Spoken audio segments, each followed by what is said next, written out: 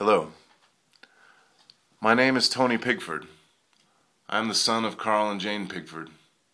I feel as though I'm also the son of Dave and Carol Dennis, and Adam was definitely like a brother to me. My heart goes out to Dave, Carol, Mark, Sarah, Adam's entire family, everyone here today, and all those who Adam touched that couldn't be here. I was talking to my mom the other day, and I asked her how she and my dad initially linked up with Dave and Carol.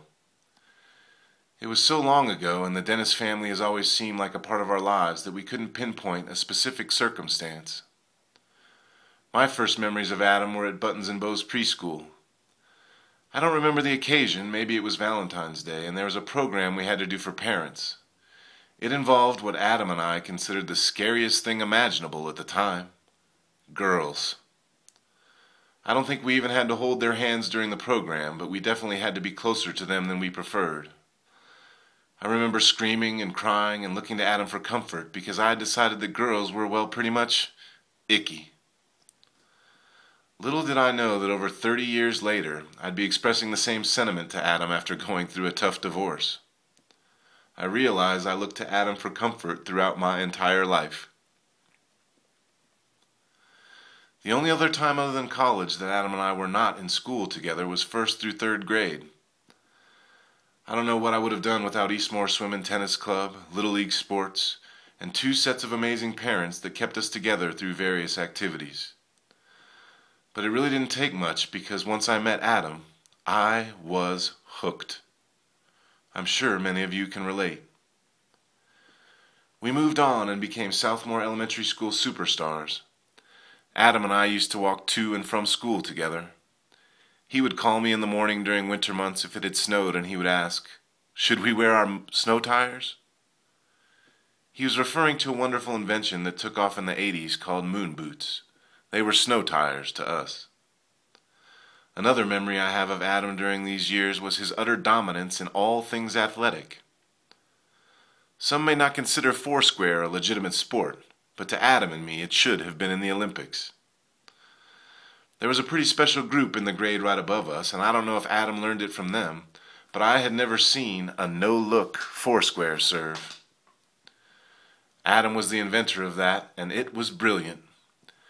Needless to say, he won the school foursquare tournament.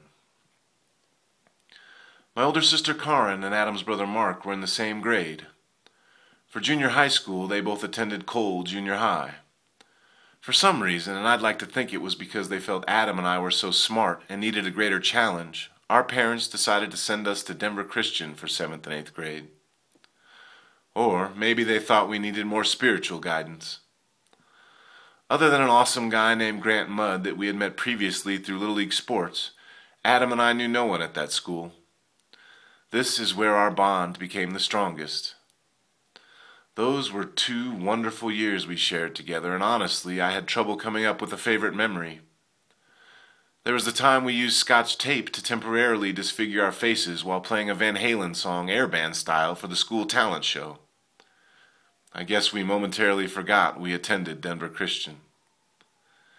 There was also an entirely different group of friends he and I were lucky enough to connect with there. Those 2 years were very special, and Adam was there all along the way to make every day so much fun. I think how lucky I was to have Adam there with me, to again give me a sense of comfort during what could have been a very difficult transition. After our 2-year sabbatical, Adam and I returned to our Southeast Denver roots and started our journey through Thomas Jefferson High School. As freshmen, we had no idea what we were in for, and we definitely were too young to really have a clue about much of anything. But we knew we had one thing going for us that was pretty big. My sister Karen and Adam's brother Mark were seniors. When I say that was pretty big for us, in Mark's case, I mean that literally. He's a big guy, and to Adam and I, when we were 14 years old and Mark was 17, Mark was huge. I have memories of being at the Dennis house, and Mark would encourage Adam and me to challenge him in a wrestling match. We would team up against Mark, and we would exert every ounce of energy we had. It seemed like Mark would barely even try, yet find a way to fend us off, do his homework, make a sandwich, and end up just laying on top of us until we'd scream for mercy as our bodies were being crushed beneath his. This sort of sucked, but we knew that if we had any issues at TJ, we had one of the biggest, toughest dudes in the school to get our backs and my sister to give him any encouragement he needed. One of the most amazing things to happen to us in high school was Adam being the first to get his driver's license and getting that red Mustang. It was no coincidence that Adam loved skiing. There were many things that he loved that happened to take place during the winter months: skiing, football, and now that he had his license and a really fast Mustang, bumper hitching. For those unfamiliar, bumper hitching occurred after a good snow and after the snow had been packed down pretty well by cars. You would crouch down low, grab the back of Adam's bumper with both hands, lean out to see his smiling face in the side view mirror giving you a wink, and then hang on for dear life as he would pull us through the Southmore neighborhood at some pretty impressive speeds. Footwear again comes into play here, because you couldn't be an expert bumper hitcher without a pair of Sperry topsiders. They provided the smoothest surface against the snow until you hit a manhole cover that didn't have any snow on it. But even after taking a good fall, you knew you could hop in the Mustang next to Adam and everything was going to be all right. I could go on for quite some time about memories I have of Adam from our days at TJ. Winning a state championship in football, watching him dominate in lacrosse, getting such a kick out of he and Randy as they dressed up as cheerleaders, as well as memories I have of Adam for the 20 years that have passed so quickly since high school.